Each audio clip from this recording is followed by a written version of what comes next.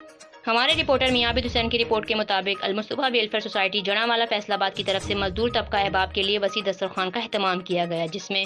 محمد اکرم چودھری، شیخ عبدالغفار صدر، انجمن تاجر اتحاد جڑانوالہ اور تاجر رہنما عدنان محمد علی نے دسترخوان کا افتتاح کیا۔ اس موقع پر چودھری محمد ارشد گجر چیئرمین المصطفیٰ جڑانوالہ، رانا اشتیاق احمد صدر المصطفیٰ جڑانوالہ، محسن صابر پارچہ، عامر Wasim assistant manager WHO، Sheikh Kashif Riyadh media coordinator انجمن تاجر اتحاد، عبد الرؤف نوری،